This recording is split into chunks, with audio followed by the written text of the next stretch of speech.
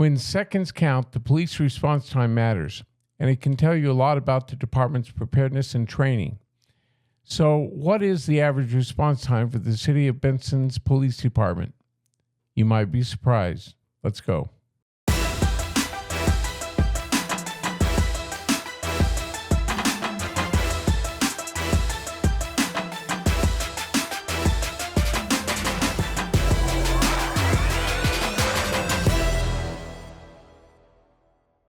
Hello, welcome back. I am your host for this episode of the Southwest Center podcast, and as I referred to in our open, our special guest back in less than 1 month is our own Chief of Police and City Manager, Greg Volker. Greg, thanks for being here. Thank you very much, sir. Yeah, thanks for coming back. I had a lot of hits on the last podcast that we did where we talked primarily about your responsibilities as city manager and infrastructure and all, and budgets.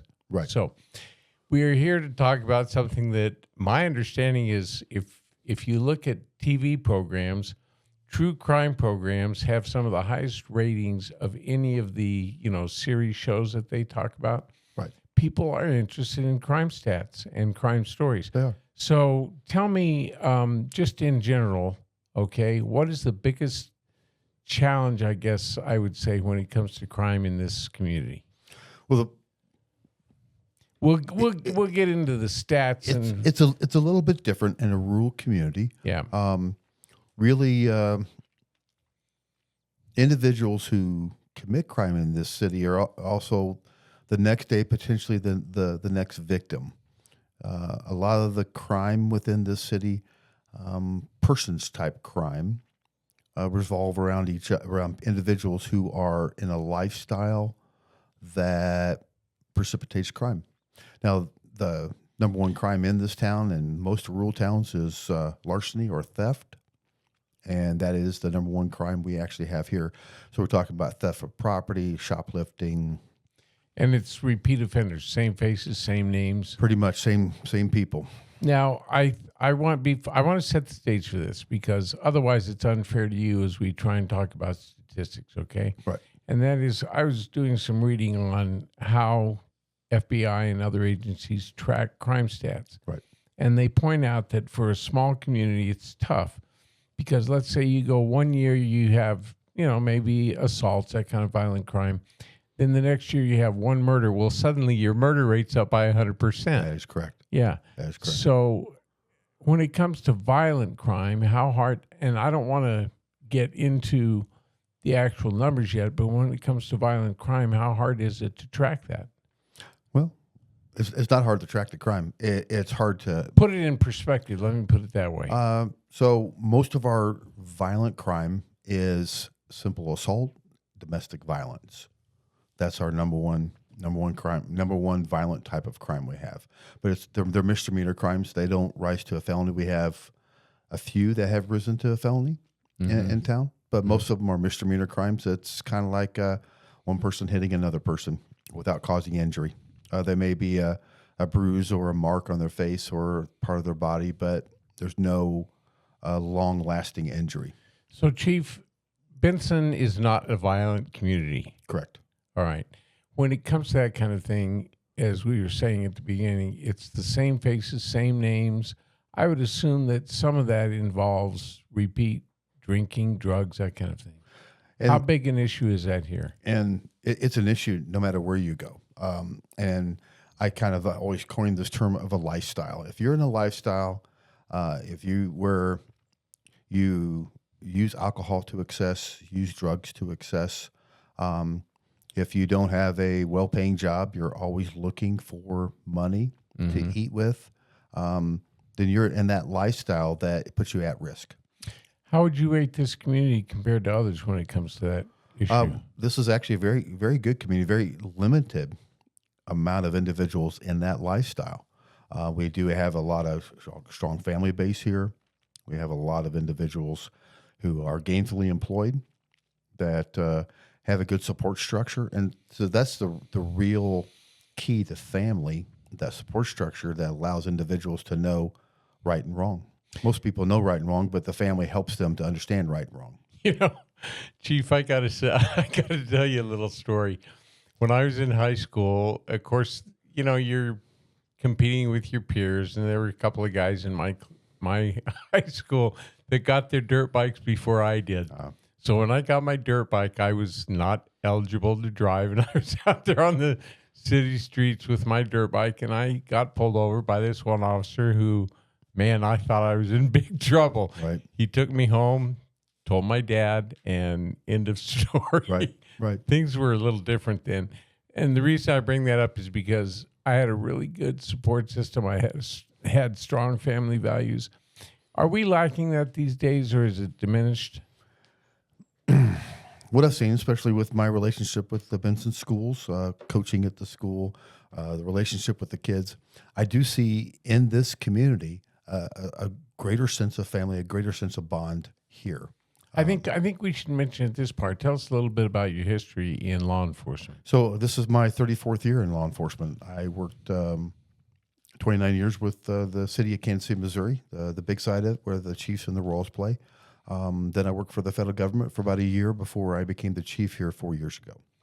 And you like it? You've told me that before. Oh, I do love law enforcement. I love the ability to enhance people's lives and increase safety, reduce the fear of safety, and then help individuals to get to become responsible people. That's the real role of law enforcement, is changing behavior to add some accountability to individuals so they can become responsible. Let's go to kind of back to the basics, or to the basics. Okay. Training for your officers. Yes. Everyone undergoes academy training. Correct.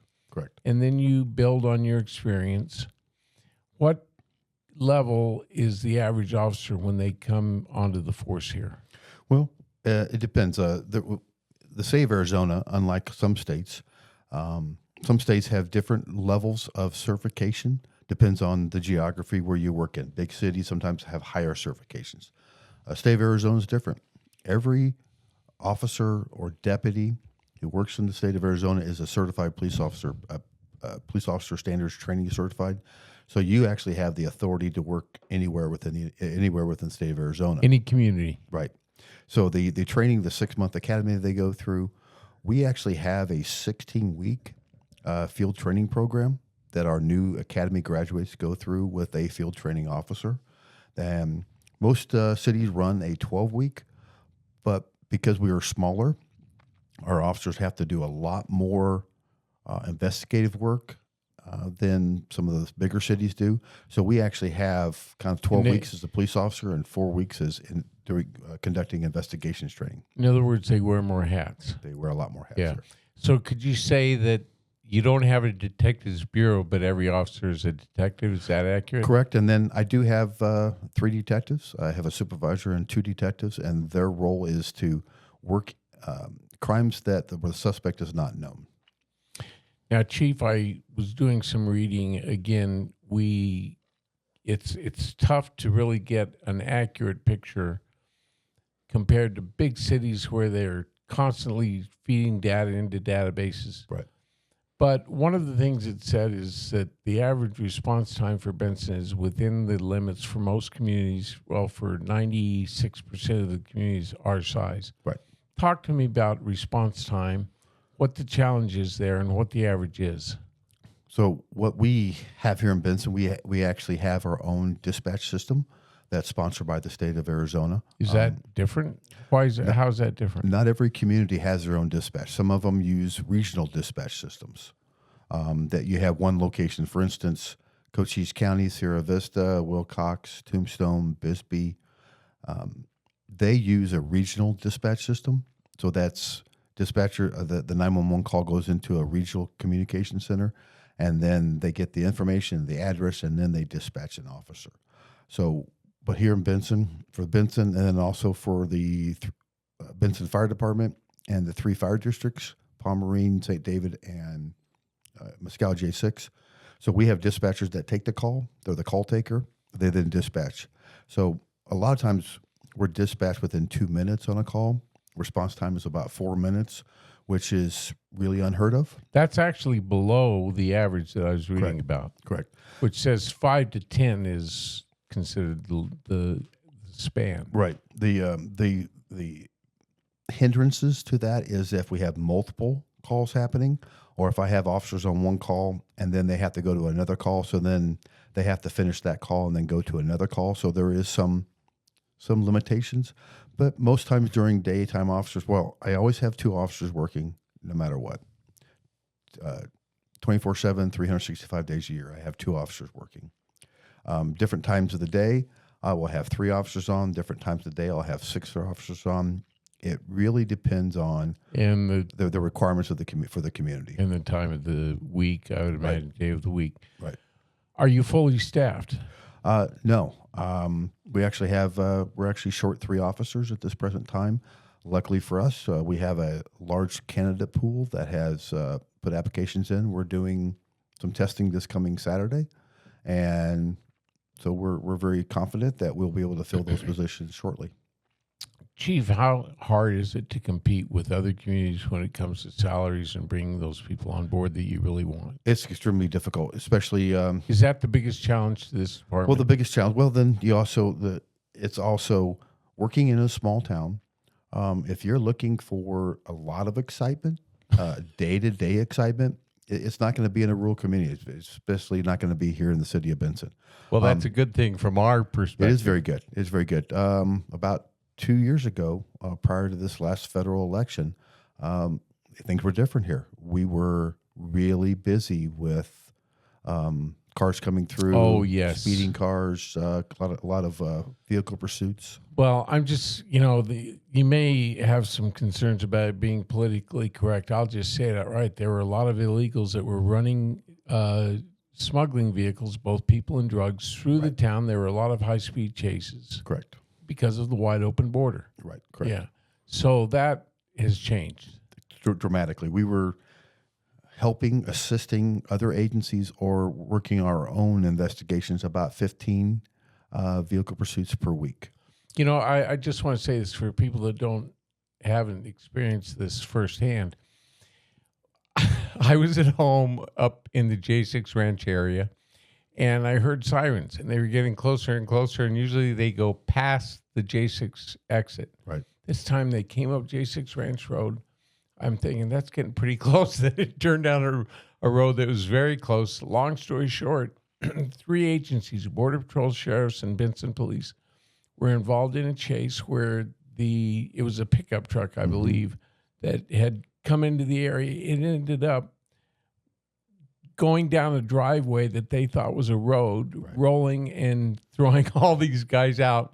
No one was killed. I shouldn't laugh because no one was killed, but they scattered, and it was a huge thing for a while. Right. But that really hit close to home. That kind of thing was happening on an almost daily basis. Almost, like I said, about 15 times a week. And not always initiated here, but Benson and our geography and how our road structure is set up, we're able to box them in a lot quicker here.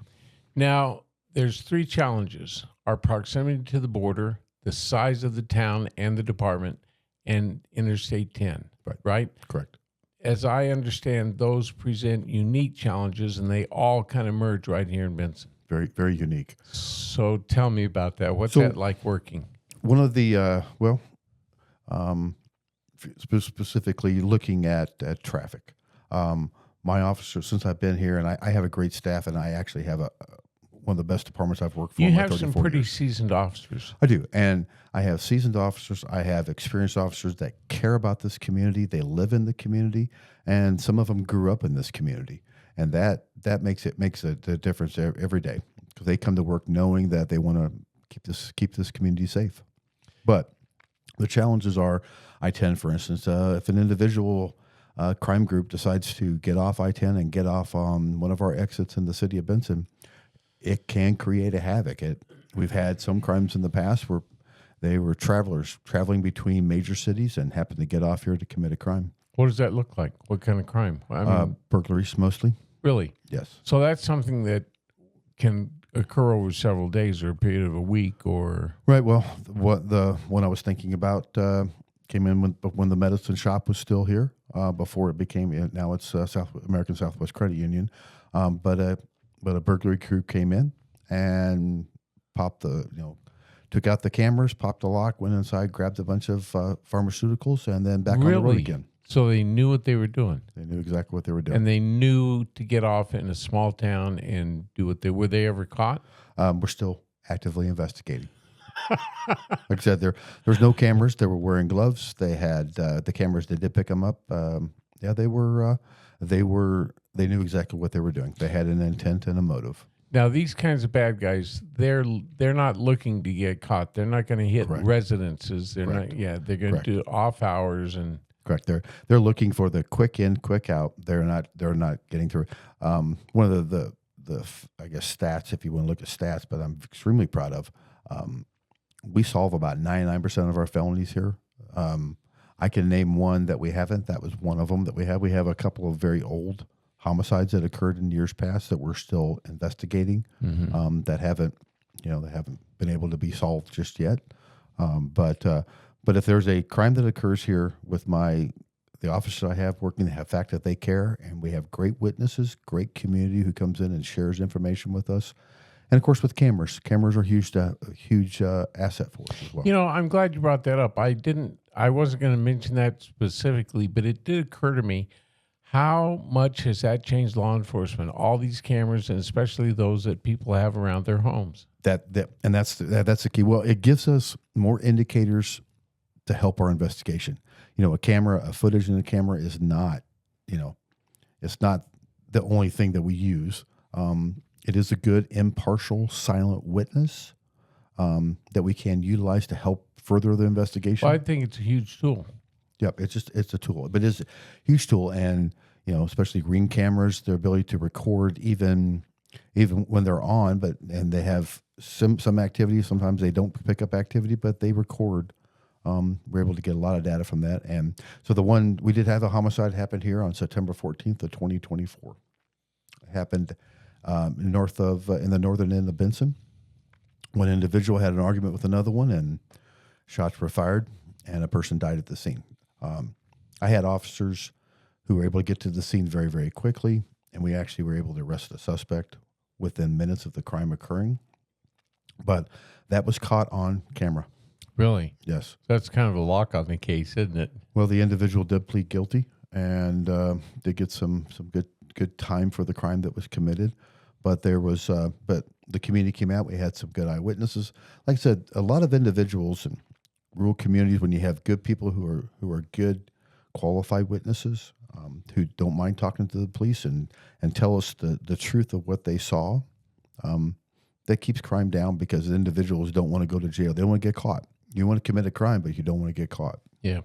Chief, I again, thinking about this interview ahead of time, I wasn't necessarily thinking to go here, but you have said several times it's a rural community. Right. Well, I want to point out that a lot of people carry guns. Right.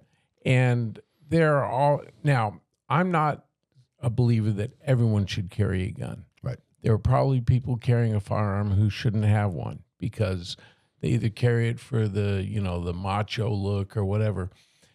It's my experience that most citizens who carry a firearm have some level of training and at least have a basic understanding of the use of deadly force. Right. Give me your perspective on that. And do you support citizens with the right background who take it seriously carrying firearms?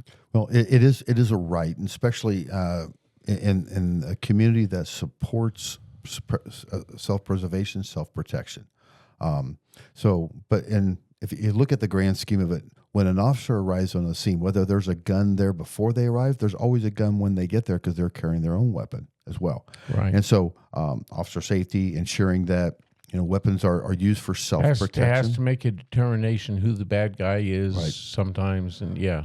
But what we found with individuals who do carry guns, they are law-abiding, they are very supportive of law enforcement, and they're either, if they come to a scene, there's a gun there, they're notifying the officer that there's a weapon present, they're taking the weapon off of them, they're putting it on the ground, they are doing everything they can to eliminate any potential thought of a threat. Have you ever had a case where it's gone south because the person really didn't understand what they were doing or why they were? Not here, but that's part of our training that we go through here. tell me about give me an idea of a scenario that might go badly south. Well, what could go badly south is, for instance, a crime is committed and a victim who carries a gun stops the individual from committing a crime, calls 911, and then the officer gets to the scene, and the victim is holding the suspect at gunpoint. Yeah. And the officer getting there, not knowing there's a gun at the scene, not knowing who the bad guy, not knowing any information. So the relay of information from the 911 call to the dispatcher back to the officer, and then the proper questions being asked, because one of the things we do ask is, are there any weapons present? Do you have a weapon on you? So that the officers already know prior to getting to the scene that somebody does have a weapon, or the information on that scenario that the victim is holding the suspect for police with a gun. Yeah. And it's really about communication and the training aspect. And that's one of the things that we do train heavily on, is the fact that some people will have weapons. If you stop them in a car, if you stop them on the street. I want to talk about that because I know not a lot of firearms owners actually do this, but when you take the class, which Right. I've actually taken 2, and I carry a firearm. Right. I want people to know it. Right. There's a lot of wackos out there, but they tell you during the class, if you're stopped and you have a weapon on your person or in your vehicle within hands or in the glove compartment, Mm-hmm. don't take your hands off the wheel until you tell the officer. That's it. And then ask the officer for, I'm saying this so the people who maybe forgot it need to remember it, because Right. it has happened to me. Right. Tell the officer there's a weapon. It's either on your person or in the vehicle. Right. What does that officer want you to do next? Just so basically to follow the commands. If everything is nice and relaxed, and you can have a conversation about why the stop occurred. They may ask for your driver's license or registration, maybe a copy of the insurance. And then you say, well, there's a gun in the glove box. Well, that's something the officer can then watch. Or if the officer feels less comfortable with the demeanor of the individual, that individual can be taken out, taken back to the police car, sat in the police car while the officer gets the information. It all depends on the actions and the attitude of the driver. I got to tell you about a stop where my mother-in-law was with me. Her husband was a New York City cop for 32 years, Mm-hmm. retired as a detective. So we were coming down through Sarita, and I got pulled over. I think I was doing like 46 and a 35. Okay. Wasn't paying attention. But anyway, I pulled over, and my mother-in-law's. So I had a firearm. I don't want to say where it was, fairly close. Right. And as soon as the officer walked up to the window, I said, "Officer, I have a firearm." My mother-in-law chimed in. She goes, "He's got a gun. He's got a gun." I was like, "Mom, be quiet. Right. Let me tell him what's going on." But he goes, "That's okay." Anyway, it was kind of humorous. But what happened was, he asked me, we got out of the car. He asked me to place firearm on the hood of the car, which I did.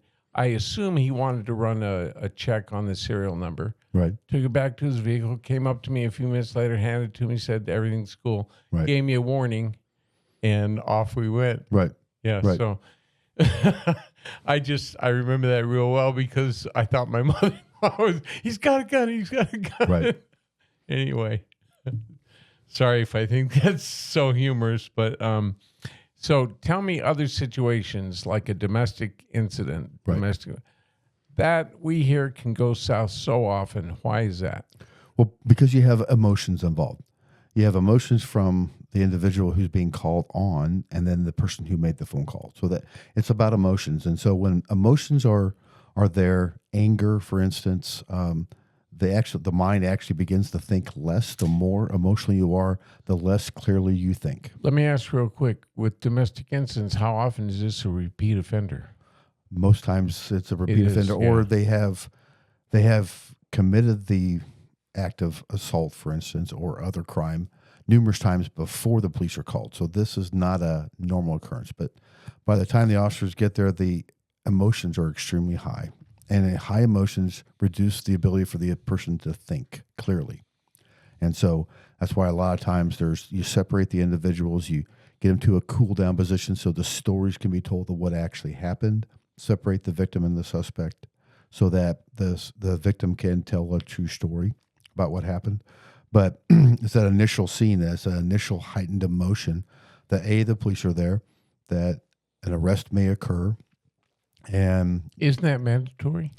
correct if there's probable cause to make the arrest, right? So we get called on calls all the time where people say things happened, and then when you get them separated and they say, well, he yelled at me, he did this, he did that, but no physical violence occurred. So it depends on the information at the scene. So yes, if a domestic violence assault occurs, it's a mandatory arrest. Okay, but that doesn't always happen. Well, that doesn't always, because sometimes they want the police to get there and they will say things on the phone, heightened emotion, lack of clear thinking because of emotions are involved. Yeah. Sometimes people say things to get the police there to stop the action. And that's why our job is to get there and to take people back to where they need to be at. De-escalate. So, Chief, so many times we hear about officers being shot, wounded, killed, responding to domestic violence or domestic violence reports. Right. And often I'll catch myself saying, well, they knew what they were responding to. How does this happen when that's known to every officer to be an extremely dangerous situation? Is it usually because the person involved in doing the violence just goes off? There's no limits. Like I said, you have emotions, and especially individuals who may have a good paying job or a job that requires them to not. So they're going to have heightened emotions, or the fact that they're just not going to. Maybe they've been arrested and they're repeat offenders, and they're not going to go back to jail again. They're not going to have their livelihood changed, and so they're just angry. It's the same emotion with most of the murders that actually occur. There is a extreme emotion and then an action that causes a negative reaction. Mm-hmm. But in normal circumstances, these individuals would not be even think about committing the act of murder. Yeah. But in a very heightened sense of emotion, like I said, thinking is lower, rational thinking is not there, and they act. Boy, it's tough being a cop, having to second guess this kind of thing. It is. You never know every day. We train heavily. We communicate heavily. We always have backup, and we ensure that they understand the rules and regulations. And there's a lot of laws that change every year, and so making sure the officers are aware of the changes that come down, for instance, from the Supreme Court regarding the Bill of Rights or any of the the amendments to the Constitution. We have other state Supreme Court rulings. You have appeals court rulings or just regular court rulings on what officers can and can't do. The rules change all the time. So it's not just training, it's also education and learning and making sure officers understand these rules. What kind of ongoing training does your department do or stress? So the state of Arizona requires that every officer has 12 years of in-service training or ongoing training, 12 hours of that training. A year? And every year. They also require a firearms qualification as well. So most of my officers average about 24, so we double the amount of required training hours to ensure that they get this training, the required training. So we also have meetings between supervisors and the officers to make sure that these rules come down, these changes come down, procedural changes. So it's that communication. It's that communication between everybody within the department, making sure they understand what's happening. Do all the officers get the opportunity for increased training every year? It's across the board. It's required. There is required training and the additional training. For instance, this past year, we've had some required training that's already taken the officers over their 12-hour requirement for this year because we've had a lot of in-house training.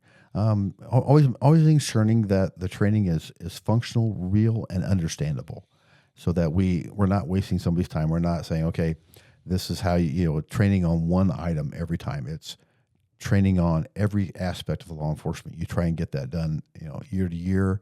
Some aspects you may not train for every couple of years. For instance, you may go over handcuffing techniques, and that may be every 3 years you do handcuffing training, but some training, the firearms training, for instance, is a year basis, and we shoot a lot more here than is required. Where do you go for your firearms training? So we have a range that's out in St. David that we use. Okay. And there's also a indoor range at the Sierra Vista at Cochise College Police Academy. Yeah. Cochise County Sheriff's Office has a nice range as well. SWAT. Yes. Do we have SWAT personnel? So the county has a regional SWAT team, and the city of Benson has 2 officers on that regional SWAT team. Okay, good. So that expertise is there. And that is extensive training, extensive requirements. 28 years ago, I was on a SWAT team. So it takes a lot of physical activity. It's a very strenuous, mentally Chief, strenuous I'm job. looking at you. I'm sure you could keep up today. I do my best. I been in for 34 years, but that is something that I do. Every officer has to stay in a physical condition because this job demands it. It is a grueling job, especially wearing a vest. I'm not wearing a vest today, but wearing a vest, carrying the holster, wearing boots. Right. Yeah. It's a strenuous job. Does Benson PD do ride-alongs? We do. We do ride-alongs 18 or over. You have to do a records check to make sure that you don't have any felonies or warrants. But we do ride-alongs. I highly encourage, especially if you don't understand what an officer does, or if you're interested in becoming a police officer, doing a ride-along is a great way to be introduced into the law enforcement profession. TPD had an interesting academy. It was called Citizens Academy, but for media that covered law enforcement, which I did when I worked at KOLD. Right. They had a 3-day class where you really got into a lot of the, not a lot, but some of the basic training that the officers did, including some track and field training. Right. And you got to shoot. Oh, it wow. was amazingly well done. And I learned so much from that. That's great. For instance, a lot of times, and I want you to back me up on this, people will say, well, he had a knife. Why didn't they just shoot the knife out of his hand? Right. Well, you can cross 21 feet in something like 2.5 seconds to attack someone with a knife. 21 feet seems like a lot, but it's not. Right. It's not.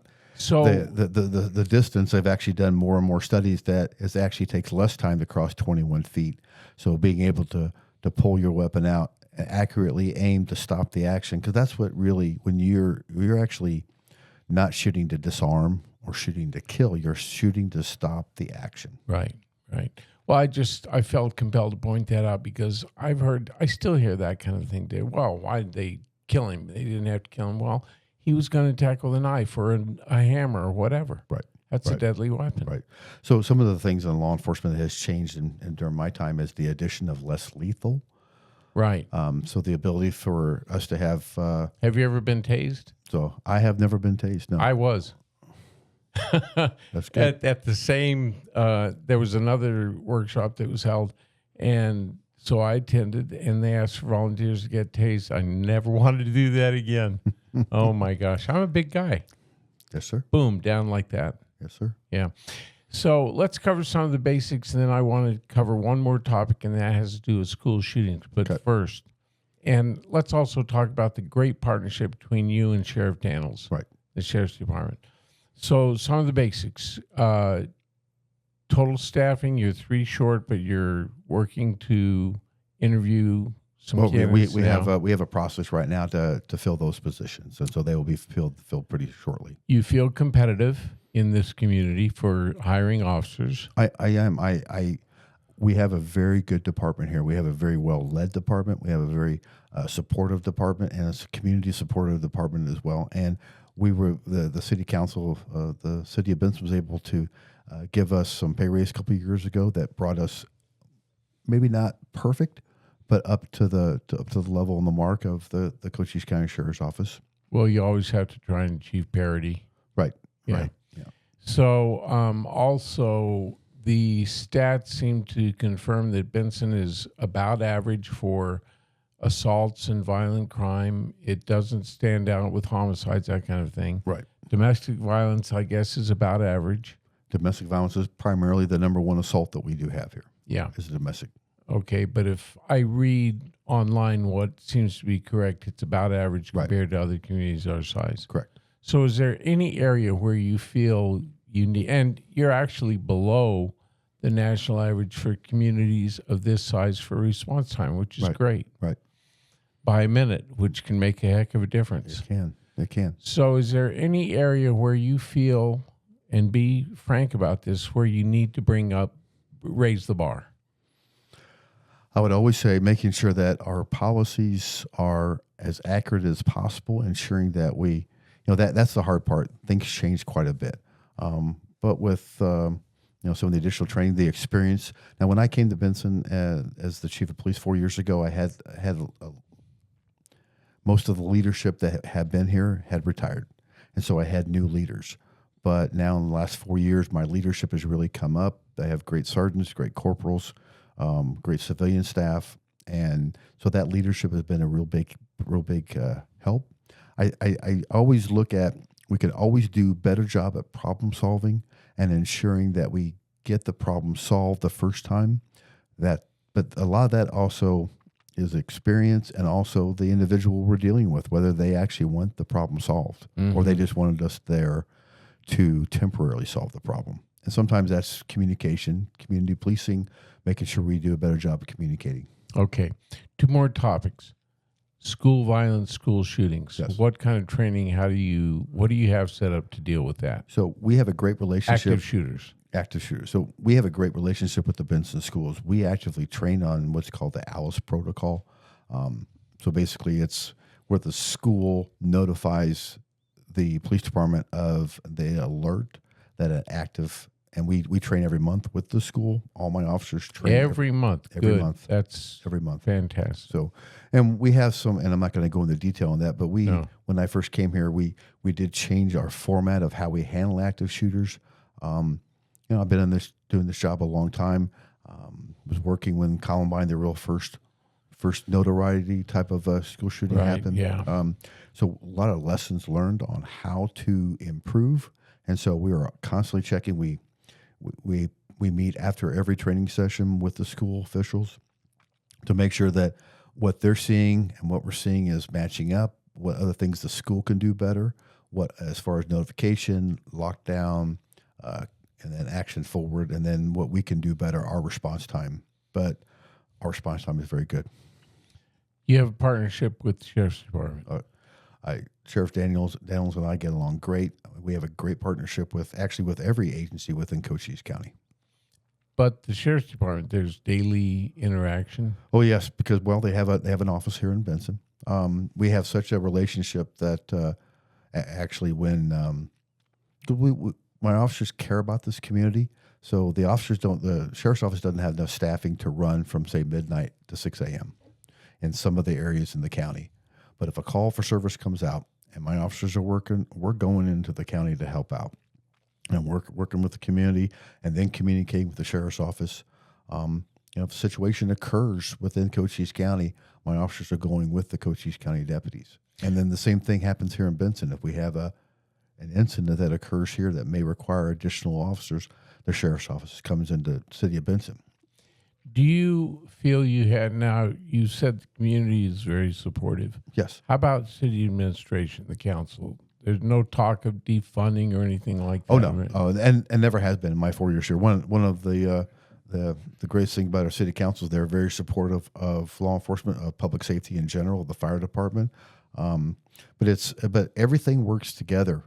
Public Works and Finance, HR, or the clerk's office, everything works together here at the city of Benson. We work together very, very well. And because an officer will, for instance, get called to a scene of individuals squatting in an abandoned house.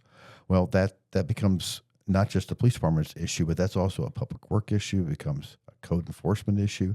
It becomes a legal matter. Private property ownership, all of the above. And so, maybe the police department is the first one on the scene, but the city of Benson, the administration, has to be actively involved in supporting the police to make sure that we prevent that from occurring in the future. And I'm really proud of the individual we have working here. They work together as a team.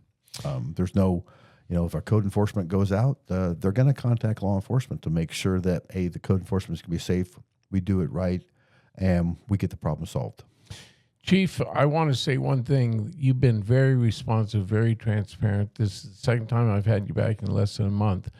And so I know you're very busy. You've made time, which tells me you are accessible, and that probably filters down through your department. It is. And, I guess my job and the leadership the model that I brought here, servant leadership, really my job is to make sure other people can do their job well. And our job is to support the community. And I'm a firm believer in that. My mind, I guess You mentioned you coach. I like to coach. Good. Yeah, I like to coach. When I sometimes I run out of time, but I like to coach. I like the interaction between the coach and Well, I bring the that student. up to show that you take that level of service personally. Oh yeah, I do, and doing our best to make sure that as individuals keep going through their life, they're responsible for themselves. That's the goal. Yeah. And when individuals are not responsible, then we're here to make them accountable. Wouldn't you feel great if your officers had nothing to do all day? They will always have something to do. Yeah, I know.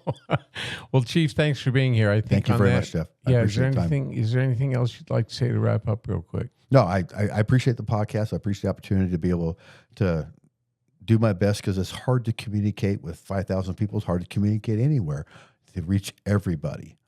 But I appreciate the venue. I appreciate your questions. And, Well, we'll make it a regular feature, not every 3 or 4 weeks, but we'll certainly have you back. Especially going into the summer, it's going to be a lot of events, 4th of July, all the rest of that. I'm looking forward to 4th of July. We have the Lantern Festival, Butterfield Days, and then going into the Festival of Lights in December. So we go into our city's busy time of celebrating the community. Good. On that note, I think we'll wrap it up, all right? Thank you much. All right, very good, Chief. I want to thank you for being with us. Once again, I'm your host, Jeff Oldfather, for this episode of the Southwest Center podcast. Chief Greg Volker, who's also our Benson City Manager. Great guy, very accessible. If you've got any questions, just give him a call. On that note, catch you next time.